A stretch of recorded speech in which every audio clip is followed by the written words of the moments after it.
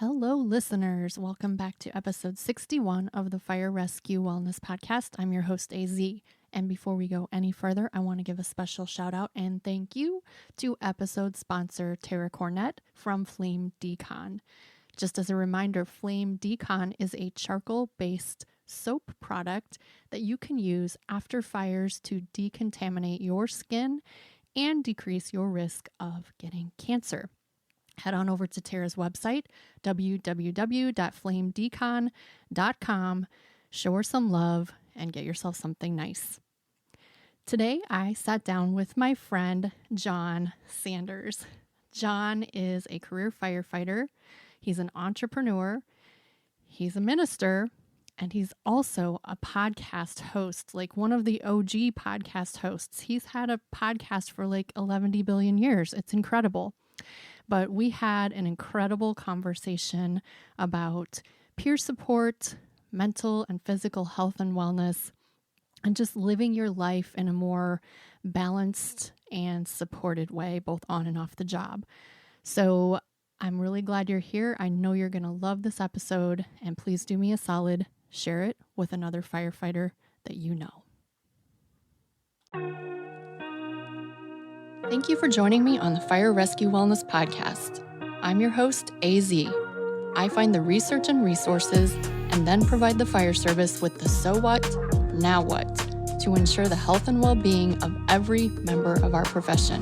Together, let's thrive. Hello, Fire Rescue Wellness Podcast listeners. It is your host, AZ, and I am here today with my good friend, Jon Sanders. Jon, say hello to my people. Hello, hello. What is going on, Annette? Thanks for having me on the show. I'm so excited to be here, but you know what? Before we get started with my traditional get to know you questions, do you remember I did my first guest appearance ever on your podcast? Do you remember that? I do, yes. I do remember. Do you remember how terrified I was? I was like, I don't know what I'm going to say. Well, you did great. That's what I remember. So I don't really remember how terrified you were, but you're a natural. Look at you now. You got your own show. This is awesome. Now you're returning the favor. I love it. I know. And do I still have the claim to fame of being the only 4-time guest on the Fire Inside podcast? I believe so. Unless the new host, Tom Howard, has information I'm not aware of, you probably still hold the title. So I never did receive my tiara, by the way. You promised me a tiara. I did not receive it. It must be in the UPS truck because it's totally shipped. So we'll have to follow up on that. Did you get a tracking number on that? I didn't. I didn't get a tracking number. That's my problem. We'll figure this out. Okay. Well, Jon, I start my podcast episodes with 3 rapid fire get to know you questions. It's like the bright, shiny spotlight is right on you. Are you ready? Let's go. I'm ready. Okay. In your own words, who is Jon Sanders? Wow, deep. So Jon Sanders, is someone who's been given a voice to influence and inspire and encourage other people to fully embrace life. Now, that shows up in a lot of different ways over my life, but that's my mission, is to use my voice to encourage and inspire people to embrace life. I'm speechless because that is probably the most accurate answer I have ever been given. Wow. Well, I've worked on it a while, so it's taken 44 years to get to that answer. So, all right, your tiara is in the mail. All right. Next question. What sets your soul on fire? What sets my soul on fire? Man, I love life. I love seeing people living an abundant life. A life of purpose and impact. Those are 2 words I come back to a lot in my life. Purpose and impact. I know that I was created on purpose for a purpose. And when you're in that, when you find that space and you wake up each day knowing that you're doing something that matters and is making an impact in people's lives, it doesn't get any better than that. And that can be found in all kinds of things, in all kinds of different work and industries and passions and hobbies. And so I'm big about that. I love having conversations with people around what lights them up and what their purpose is. I find my purpose in helping other people discover their purpose. Does that make sense? Yes, it makes total sense. And right now my listeners are going, aha, I understand why AZ has Jon Sanders on the podcast. Good. All right. Third question. How are you changing the world?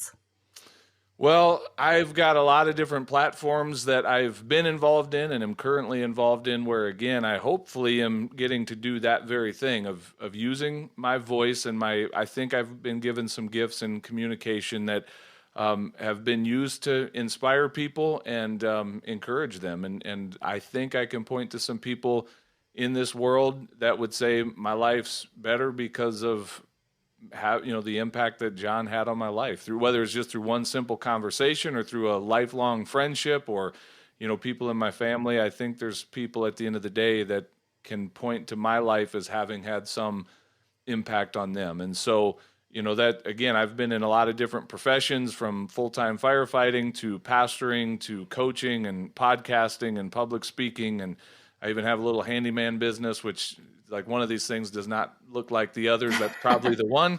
But even in that, I find myself having, just powerful conversations, not on every job, but with my team and also with the customers we serve. Like, that's what I do. So how's that for how I'm impacting the world? I like it. And Jon, I forgot about the handyman business, and I so wish that we were closer because I am moving. And one of the things that I have to do prior to my move is partially disassemble some of my bigger gym equipment. So I've printed out the how to put it together, and I'm just going to reverse engineer it and hope for the best. I would totally hire you for that job. I don't want to do it. So you might not when you see my quote for something like that, but that could be another conversation for another time. So this is not a charitable organization. It is a for-profit business. I have to remind my customers of that sometimes. Like, I'm not in this for charity's sake. So we are here to make money. Oh, understood. And if you're anything like me, some of the offerings that I have, I actually price them higher because I simply don't want to do it. And I have a feeling taking apart my gym equipment might fit in that category. Yeah, here. And I will say, though, sometimes I've done work for other fellow firefighters, and then I feel that, that desire to give them kind of the discount. So it's like, ugh, I'd be torn. I'm glad we don't live closer to each other in that, because I don't want to tear apart your gym equipment. But good luck with that. Hope you find someone great. Well, someone great is going to be me, I think, because no one wants to do it. All right. Well, I start out most of my podcasts. My claim to fame on my podcast is that everyone that I have on here is a personal friend, or at least a very, very close acquaintance. So I met Jon Sanders at the Illinois Firefighter Peer Support Symposium in 2019. We were both speaking, and we stayed in contact, which was wonderful. But as Jon mentioned, he's a firefighter, and I had the chance to venture into his neck of the woods, as you would say, and had the honor of giving a lecture at his department also in 2019. But here's the funny story about that. I went to college in the town where Jon Sanders works, and he gave me the address of the firehouse. And so I'm driving to the firehouse, and I'm driving past these things that I know, these landmarks that I know, and I turn right, literally into the parking lot of the fast food restaurant that I used to work at. And I never even knew and recognized that there was a firehouse in basically the back parking lot of that restaurant. And so when people ask me, when they say to me, Annette, did you know you wanted to be a firefighter since you were a little kid? My answer is, I didn't even know fire departments existed until I was in my mid-30s. Yeah, that's hilarious.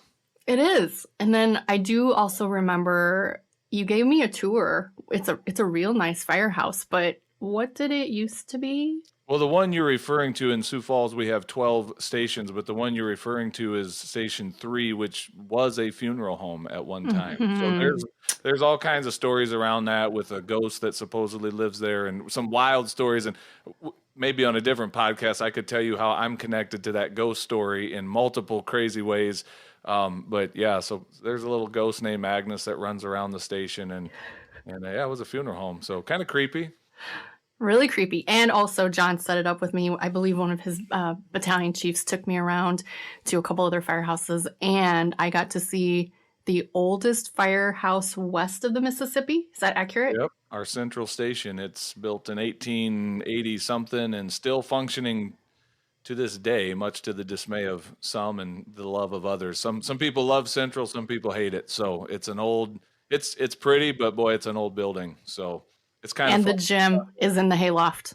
Yeah. Yeah, literally our workout gym is in what used to be the hayloft for the horses, and a lot of stories, a lot of history in that building. All right. Enough reminiscing about how I met Jon Sanders. You spoke again at the Peer Support Symposium in 2022. Was it 22? Yeah, that sounds right. Yeah. And I remember sitting in the audience. You were the keynote, which was very funny because you actually were the keynote 2 days in a row and you weren't aware that you were the keynote 2 days in a row. Funny. You say funny. I had other adjectives I would use for that, but go ahead. Well, okay. And I don't remember. Terrified. Yeah. You also got a nice fancy new shirt for day 2. I remember that. Yeah, I only brought one shirt for one speech, so I had to go up and buy another shirt. All right. I don't remember if it was day 1 or day 2, but you gave a really powerful talk and you used an analogy about calling a Mayday. And I was wondering if you would be able to share that with my listeners because it was amazing. Yeah, I'd be happy to kind of remember the 30,000 foot cliff notes of that. But the big idea was this. I shared the story. And by the way, just for context, I'm on my fire department's peer support team, and I've been in that space for a while now. So thus, the invite to speak at that conference. But I was just trying to think of like something that would help people get it. And so I thought, well, let me tell a story about a veteran firefighter that had been on the job for about 15 years and had seen his fair share of, calls and whatnot. But one time in the middle of the night gets that 3 a.m. Call for a structure fire at like a large industrial warehouse type of a complex, and but a 24-hour a day operation. So there's people present in this place, and he and his crew were the first in engine company, and upon arrival were told that, look, most of our employees are accounted for, but there were a few reported as missing in a certain portion of the building. So long story short, they're assigned to a search operation in which that process, this firefighter becomes disconnected and separated from the rest of his crew in a large, pitch black, wide open space that he's now disoriented and lost. And as he's working to, kind of keep that panic from setting in the back of his mind, he also knows, look, I've got a really limited window of time to fix this problem and find my way out of here before calling a Mayday. And, like most departments, his had some really written SOPs around that whole thing. Like if you're entrapped or something, if you can't self-rescue in a certain time period, then you need to get on the radio and call a Mayday. And he knew that that's what he needed to do. And yet in that moment, a seasoned veteran firefighter still, it might have been milliseconds, but there's still that thought that went through his mind of, what are the guys going to say, back at the station? Am I going to be the butt of these jokes? Am I going to be the inspiration behind a new drill that's, got me in its sights? And so there was that hesitation of like, man, I don't know if I should call for help. Maybe I should just keep trying to figure this thing out. But eventually he did what he knew in his training required of him, and that was to call the Mayday. So that was where I just kind of stopped to make the point to certain people in the crowd that day, and maybe even some listening to this podcast right now, that maybe that's what you need to do right now, is that you need to call the Mayday. I want to speak for just a moment about that whole idea of self-extrication or self-rescue. Like if we take that metaphor and apply it to the world of our mental health, there are some things we can do, really good things we can do to self-rescue, if you will. Like we can help fix a lot of our own problems, and it's a holistic approach, things that we can do for our mental health, our spiritual health, our physical health, and we should be doing those things, and we can be doing those things. And yet if you find yourself in a place where it's like you've been trying, and I mean, we could also go down the road of how some of those extrication tools we have at our disposal are often not healthy. We're turning to other areas of darkness in our life and addiction. But regardless, if you're in it and you are like, man, this isn't getting better. I'm not able to really fix this problem or get the help that I need. Maybe you're that person today that does need to call the Mayday. And yet in the fire service, maybe in other industries, but certainly in our world, Annette, for way too long, there has been that very real thing that has caused us to pause in that moment and go, man, I don't know if I can ask for help. What are the guys going to say? What are people going to think about me if they know what I'm really struggling with, if they know how trapped I really am in this particular thing? So that's one angle of that story. And I challenge people to, maybe you need to call the Mayday. But the other is this, like I continued the story and I want to focus on just for a moment on the, what we call the RIC team, the rapid intervention crew, like what they did not do in that moment when they heard this Mayday come across the radio. They didn't respond with judgment or joking. Like it was all business and there was nothing that was going to stand in the way of them finding their brother and get him out of that situation. And so I talked for a little bit in that speech, if I recall, about being on RIC. Like generally speaking, that's an assignment none of us love to get. Maybe the older we are, we're like, okay, fine, put me on RIC. But if you're new to the job and you still want to get your hands dirty, that's the last assignment you want, because it's generally a pretty boring assignment, which is a good thing, I guess, where you're standing around on scene, apparently doing nothing. But we're going to talk in just a moment about some of those things we're actually doing. But you know that 99% of the time, you're not going to be called upon. You're not going to get your hands dirty. You're just going to stand there and watch everyone else get their hands dirty.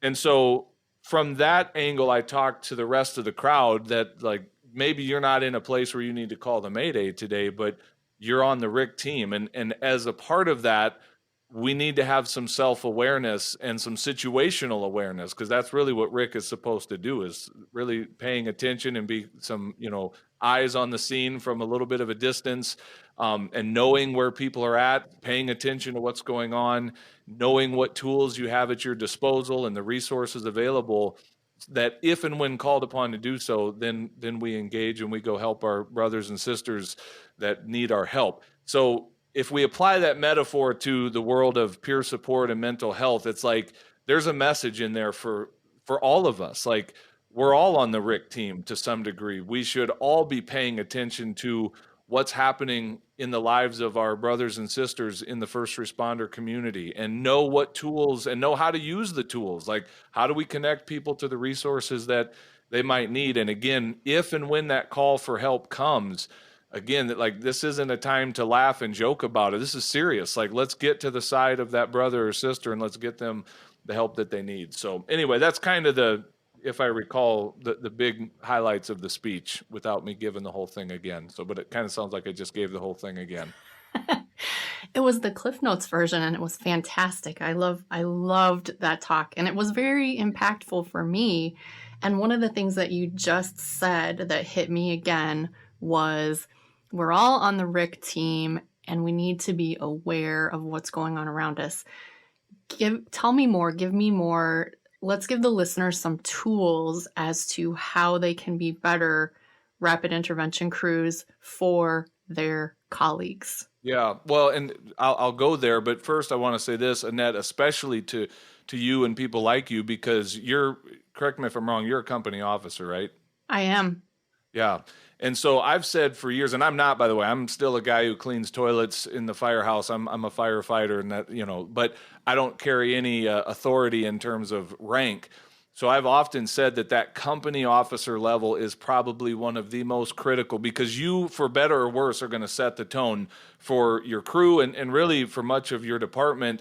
Not to say that if you're not in that rank that you still can't have influence and be a leader, because you certainly can. But I'm just saying to the company officers, I'm calling you out specifically, because you can either greatly enhance the vibe around your station and within your crew when it comes to these matters, or you can really detract from it and, create an environment that causes your people to hesitate to call a Mayday. So anyway, now that I've called out all the captains and the people in charge, what was the question? What tell you more about paying attention and being on that RIC team? Was that? Yeah. So, what are some of the tools we can arm ourselves with to be better members of that Yeah, team? so situational awareness, we talk about that all the time on scene, but that doesn't stop when we back the rig into the station. Like as members of a crew, we should still be paying attention. Maybe this time the danger isn't, a structural collapse or something like that, but there's still real stuff we're dealing with. And even if everything's great in your world, well, let me start there, Annette. Like you should start with your own world. How am I doing? How you check in with my own self. Like, am I okay? Am I doing all right? And if not, then I need to do what I need to do to take care of me first. It's that whole principle of, if we don't take care of ourselves, we're not going to be of use to others in their time of need. But once I've done that check-in with myself and things are okay, how is the rest of my crew doing? And so it's simply paying attention. It's having that awareness that goes beyond just the weather and sports and kind of the shallow stuff where sometimes we like to keep the conversations. But like, how are you really doing? And I'm paying attention for things in my crew. Is that guy who talks all the time all of a sudden not talking? Is someone growing distant?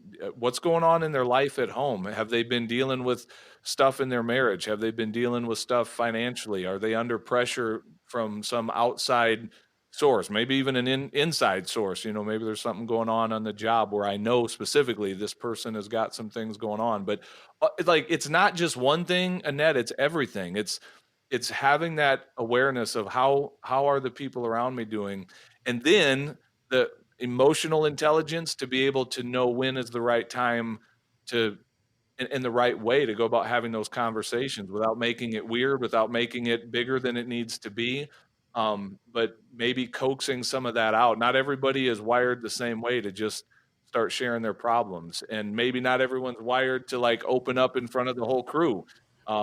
Some guys and gals might be, and others like they may need more of a behind closed doors type of a conversation. So it's really hard to train that in a manual or a book. That just takes a lifetime of, continued growth in terms of your emotional intelligence. And so I don't know if I'm giving a great answer to that, but that's the best you're going to get out of me today, Annette. No, I think that was fantastic. And I like you said emotional intelligence, and I have admitted on many occasions when I started the fire service, I had zero.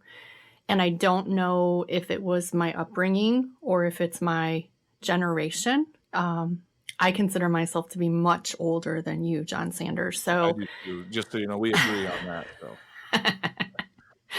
oh my gosh, with friends like you, who needs enemies? right? But what I'm seeing, which I think is a positive, it appears that the younger generation of firefighters that are coming in the doors these days, they're very different from my generation, but they also seem to be more emotionally intelligent. Has that been your observation as well, or is that just my lens? Yeah, no, I would agree with that. I think for the good, the culture is changing in the fire service around much of this, that it's much more okay to not be okay. I am going to offer just a word of caution there, or maybe just concern that that can also go too far the other direction. And I want to be really careful saying this, because it's like just about the time we start to get the ball moving, I don't want to be too quick to be like, hey, it's moving too far. But I do see in the younger generation, and I'm painting with a very broad brush, there's obviously exceptions to this all over, but I do see a level of toughness that might be lacking emotionally. So there's a balance that's needed there, where maybe some of the younger generation needs to toughen up and not be so triggered by everything that goes against them.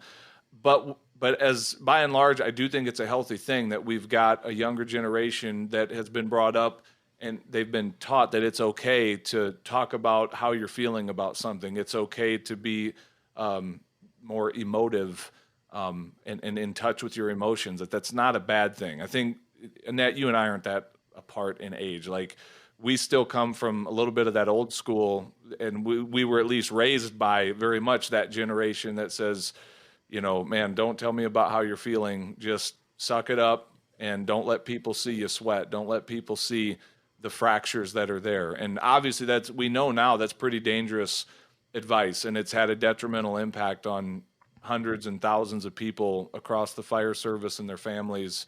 So I'm glad that culture is changing for sure. So you mentioned the first step is just being aware of your surroundings, the situational awareness. First, the self-awareness, then the situational awareness of your crew.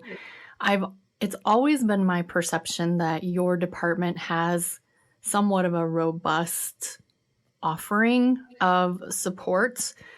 And so maybe talk either in generalities, or you can use your own department for reference. But what are the tools that we have in the palm of our hand once we identify this person needs some help? Yeah, so great question, and I'll just speak from the world that I know, which is my department, and I'm grateful to be on a department that, well, we're not perfect in this. I think we definitely get a passing grade. I think by and large our administration has been very supportive, and then there's been a groundswell of the rank and file that have stepped into this role of peer support, as well as some of the resources that are made available by our higher ups and our leadership. And so here's some of the resources I would list. Certainly peer support, like that's huge, where you've got your brothers and sisters that don't hold any kind of formal rank as it comes to peer support, but they are willing to just simply have conversation and listen, and they get where you're coming from as a fellow firefighter. Like they understand the challenges that are unique to the job. So we have a peer support team that we continually meet with and are training, and those members of the team, myself included, are having both formal and informal conversations. Let me tell you what I mean by that. Informal is exactly as it sounds. It's that person that pulls you aside at the table in the kitchen and says, "Hey, can I talk to you about something?" And boom, they just know they can come to you with whatever. And so you have a lot of those informal conversations. That's probably the 80% of our peer support team. But we also have the 20% is probably the formal things, like if there's been a really difficult call, we might send, or at least offer to send, a couple of our peer support people to sit down with a crew in case that company officer is not as comfortable leading those types of conversations. Here, let's bring a few people in who are comfortable, and they're not the brass, they're not outsiders, they're part of us, and we can kind of unpack that call together or whatever. Our department also has sent our peer support members out to some of our surrounding volunteer departments when they've had some really tragic things happen, and to just do like a little informal debriefing with people that were involved in the call. So peer support is huge. We've got a number of ways that our peer support team is involved in the life of our department. We've got certainly EAP, which there's mixed reviews on that, the employee assistant program. Like we've heard people that have gotten a lot of help from various counselors that came through EAP, and then we've had people with horror stories of like it did not help at all. But it's still there. It's still a resource. We've got a chaplains team, so if that's something that somebody is interested in, like that's available to our people. Like those are just a few to get started. And certainly then there's the tools that we know of, and have a growing knowledge about, like the things that we can do with our physical health, our nutrition. It all is connected, our spiritual health. So it's not just like you write a prescription and go, hey, you just need to go start a new diet or a new nutrition plan. Like that may not be the be all end all fix, but it could be part of it. We know some things about our sleep health and if we're getting appropriate sleep. So it's just the knowledge of those things where we can sit down and have a conversation with someone and maybe help diagnose some things to say, hey, what if we tried doing this? And so we've got a lot of tools at our disposal if we know what they are and know how to use them. The fact that Jon Sanders is talking about nutrition, sleep, and movement warms my heart. Well, I just wanted the brownie points because, Annette, there are some times when I'm cooking something that's not Annette approved, I'm still tempted to text you a picture of it and just go, what do you think of this? But anyway, it's the firefighter in you. My friend Megan, who's a dietitian, she on the daily gets the most horrific pictures, either to text or social media or whatever, all the firefighters wanting her shock and awe reaction. So Yeah. we're used to it. So you mentioned those nutrition, sleep, physical movement. You mentioned those. Are those resources any of those resources something that your department is yet providing to your personnel? Yes, on an informal level. What I mean by that is like we've got, just like we have a peer support team, we have a peer wellness team, which is kind of more of the physical side of things. So if you are someone like that's like, man, I want to get a new workout program, or I want to, help losing some weight or building some muscle, like we've actually got people that are really trained in that and skilled in that. So like that's another resource that we could send our people to say, work with so-and-so. They'll kind of find out what your goals are and help get you on that program. So we don't necessarily have a formal nutrition program, but like we've got that team will send out every hitch that we start. We work a 3-day hitch. They'll send out a text that has 3 different workouts that you can follow, if you want some creative options in the gym. It's all built around stuff that we have at the fire station. So things like that are available in our department. I will brag on our department to say I really think they do a really good job of offering us as much as possible to take care of ourselves physically, mentally. If we're not taking advantage of those resources, it's on us. It's not because they weren't offered to us. You just brought me in a different direction. We'll get back on track. What in the world is a 3-day hitch? What does that mean? Okay, so you guys probably do the 24/48. Yes, sir. Yeah, so there's a name for our shift. I don't know. I don't even know what it's called. But basically, we still work about 10 days a month, 24-hour shifts. But it's a hitch, is what we call it. So you're on a day, off a day, on a day, off a day, on a day, and then you're off for a 4-day break. So like imagine working Monday, Wednesday, Friday, and then you've got 4 days off, and then you come back, and that's a hitch. Those 3 days in a row with a day off in between each. Does that make sense? Yes, I believe Detroit runs a similar schedule. I just had never heard it called that. There's a lot of departments that do that, and similar schedule. So when you look at the calendar, it's still the same. We got 3 shifts. You're still there 10 days a month.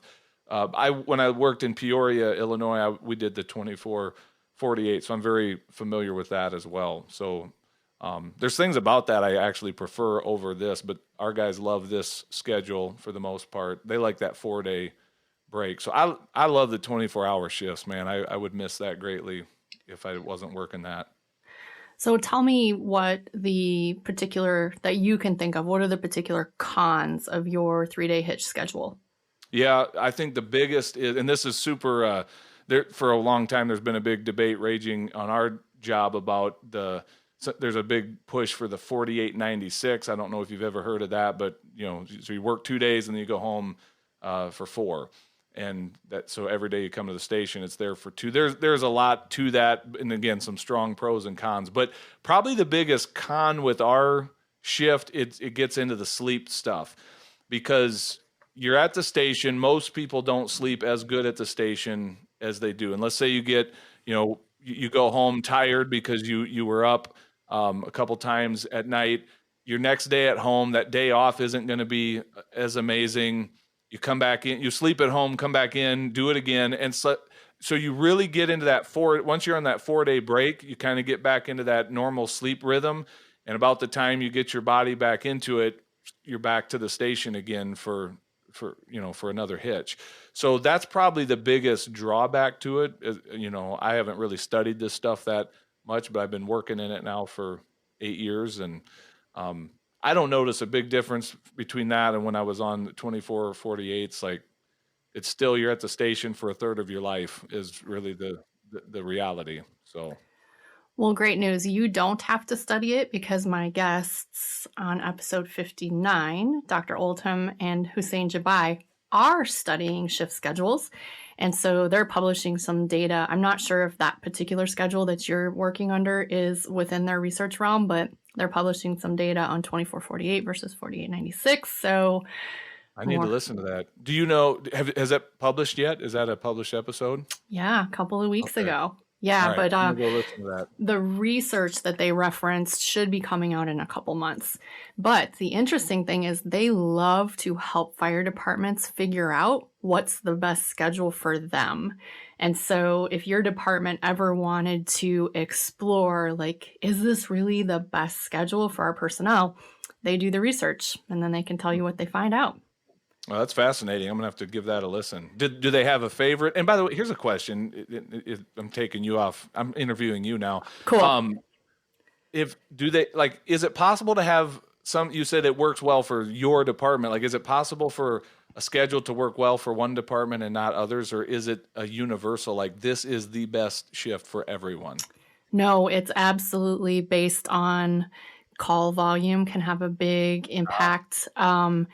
Even things such as like extreme weather conditions can make a difference. So if you're working 48 hours straight in extreme weather conditions, administrative protocols, if your department on a 4896 is okay with front loading all the training and the pub ed and all that stuff and then letting you kind of take it easy on the second day, that will work out much better. But if your administration isn't good with that, maybe the 4896 isn't for you. So there's a lot of Oh, that different. makes total sense. As I hear you unpacking that, like, yeah, there's a ton of those factors because as we've been having the discussion, like that's all the stuff that comes up. The guys at the slower stations are like 4896 would be great, and the guys that are at stations that run all night are like, you want to come and work 2 days straight every time where you're not sleeping at night. So we get into all that. That makes total sense now that I hear you Yeah, unpack it. absolutely. And I just think it's great someone's actually finally doing the research on it because Yeah, they kept asking me, what's your opinion? I don't have an opinion. I don't know. yeah. So, all right, I'm back on track now. All right, let's go. Let's get back to work. Question. What are you doing, if anything, to educate your new recruit personnel on health, wellness, spiritual, emotional, all of the things? Do you have Yeah. anything formalized in place? We do. So our part of our cadet program now in our academy, I think we're up to about a 4-month academy. It's been a while since I've been through it, but I think it takes our guys about 4 months to go through it. And as a part of that academy, the peer support team has direct access to our recruits at a couple different times, I believe, that we go out there and talk to them and let them know about the resources that are there. Kind of try as much as you can to prepare them for what they're going to see and to let them know it's okay if some of this stuff bothers you. Like that's very different than, 2-3 decades ago, how new guys were welcomed into the fire service. It's you're going to see stuff and we're all going to go back and just keep going on with our life and no one's going to check in on you to see how you're doing after having just seen your first death or child, trauma or whatever the case may be. So we do that. And then I can speak for myself personally and many others that I know of. As we get, like I'm at a station that trains new guys. We always get a new guy every few months, it seems. And so for myself, I'm having those intentional conversations, both before the call happens and then after the call, like checking in and just going, "Hey, you doing all right?" Like that was pretty nasty what we saw. And most of the time it's, "Yeah, I'm fine. It's all good." But just the fact that there's somebody paying attention, checking in, like that goes a long way to change the culture in a healthy direction. It absolutely does. And can you remind me, is your department around 200 people? How big is it? Yeah. Yeah, about 200 firefighters, 12 stations. And I'm always curious because at least in Illinois we're having tremendous recruitment and retention problems, partially because we changed the pension law about a decade ago. I think that's part of it. I think there's also a lot of other things at foot, if Mm-hmm. you will. Yeah. But are you having any, because you run your own academy, are you having any issues filling up those academies, recruiting, retaining, any issues whatsoever? I know our city, I'm going to say the simple answer is not as bad as other places, but I don't think it's all gumdrops and lollipops. And the reason I say that is because I know our city has done a big campaign to try to recruit, employees to the city and to retain them. And so there's been a great effort taken there. We don't seem to be unable to fill our academy slots, though. Again, I'm cleaning toilets out there, so I'm not in any way involved in the hiring process. All of that is far above my pay grade. But yeah, we seem to keep cranking out academy classes. I do know the numbers have dropped in terms of years ago what we used to get for people applying for the job. That has gone down significantly. So that's why I say I know it probably could be better, but I also know it's better than places like where you're at. So, and keep in mind, I used to work as a firefighter in Illinois, and I used to live in Illinois. So I still have a soft spot in my heart for Illinois, even though I look at it and go, I can tell you why there's problems in Illinois, but that's probably a different podcast for another time. So sounds like we you're won't going to fix have those problems.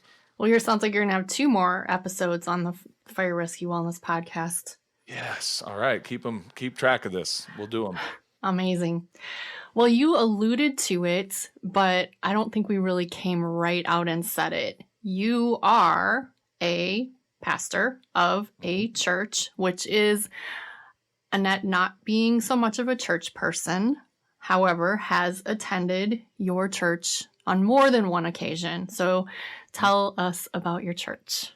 Well, you may not know this, Annette, but I am no longer pastoring the church that you speak of. In 2020, I stepped out of that lead pastor role. I know I told you this. That's okay. You're getting older. You forget things. I know I'm feeble I in the still am brain. a pastor, though, and I'm still on staff at a church. But I'll answer your question nonetheless. Years ago, how did I get from Peoria, Illinois, as a firefighter out to South Dakota?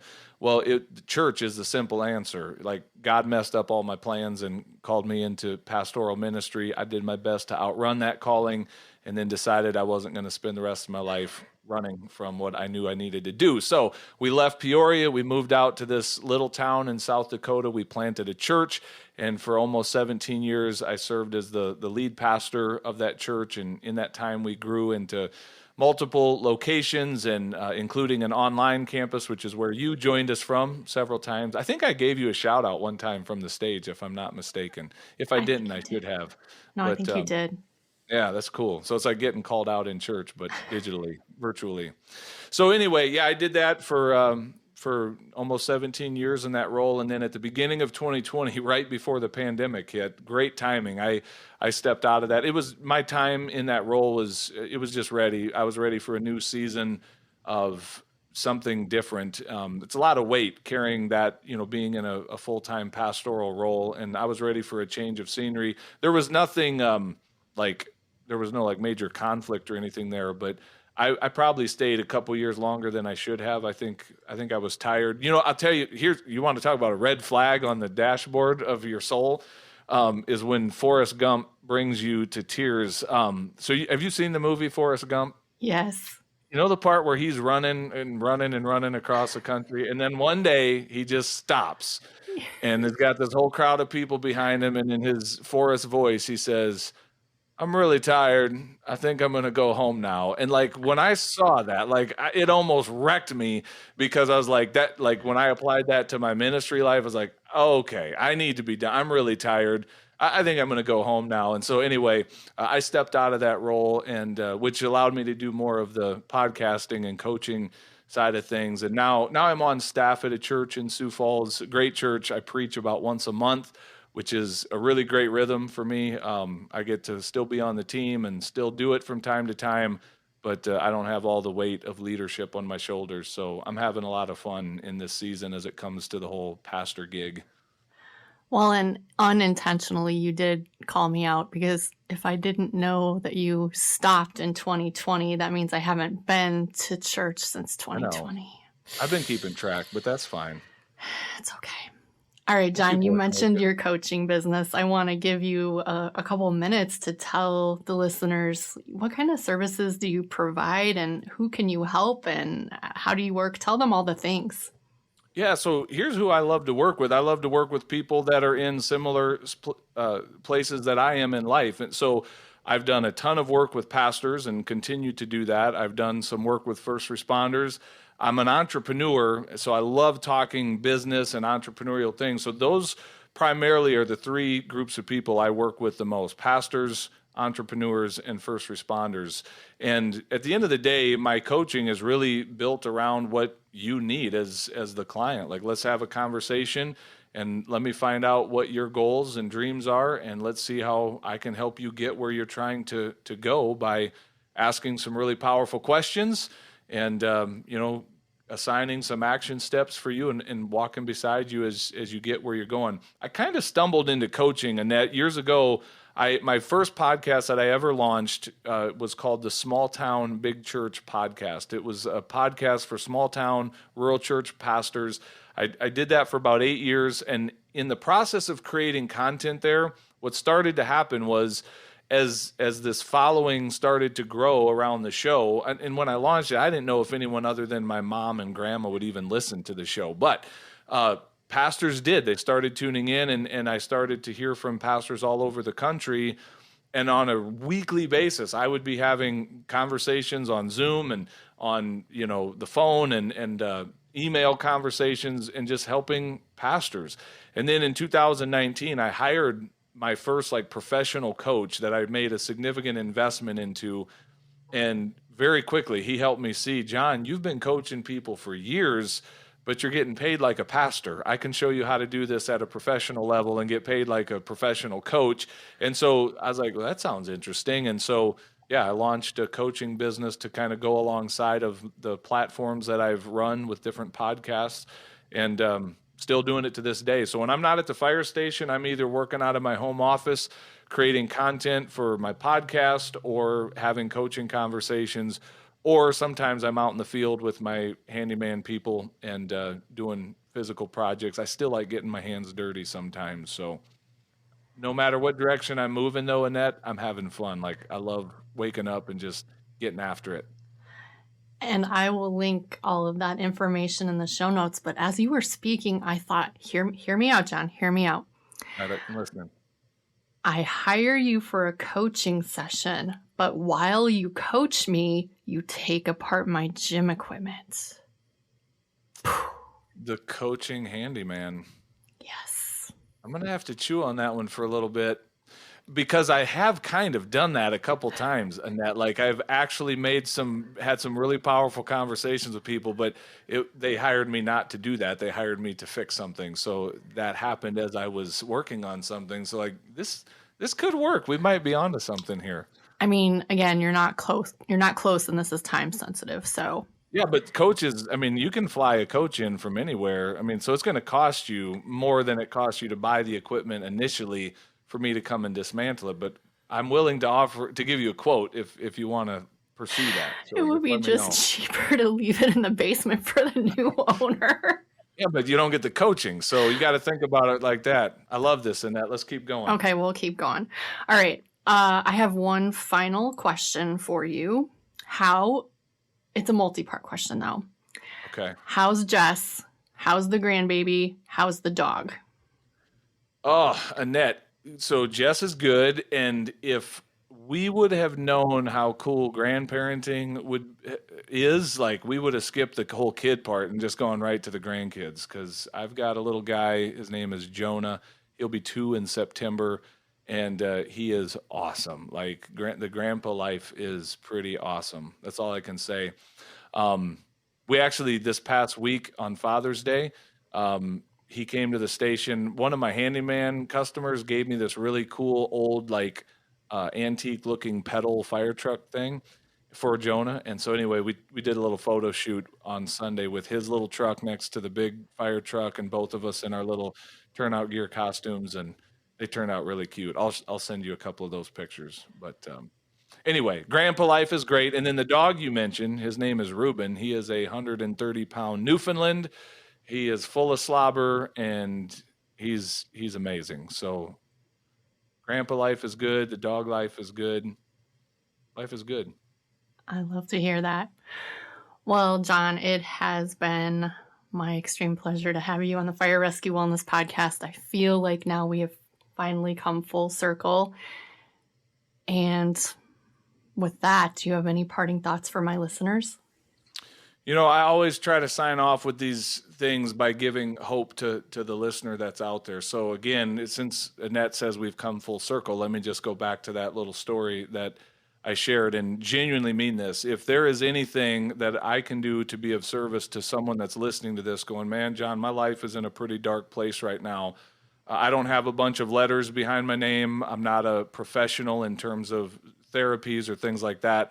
But I know people who are, and I can connect you to those resources. And more importantly, or equally importantly, I can be a listening ear. And so, and I know Annette would say the same thing. Like, if you need help, do not hesitate to reach out and get the help that you need. So, yeah, I want to encourage you with that. And then also be that for someone else as well. Like, if we all do that, like, this thing will turn around. We will see the day that the number of people taking their life in the first responder community will subside. Like, that's my vision. That's my dream, to see the day that the culture has changed to the point that people know how to get help, and we're not seeing some of the statistics that we've seen in the past. So there is hope, and be part of that change that we're hoping to see in this community. 100% agree. Well, I guess with that, we can sign off. So this has been AZ and Jon Sanders on the Fire Rescue Wellness Podcast, and we are officially out.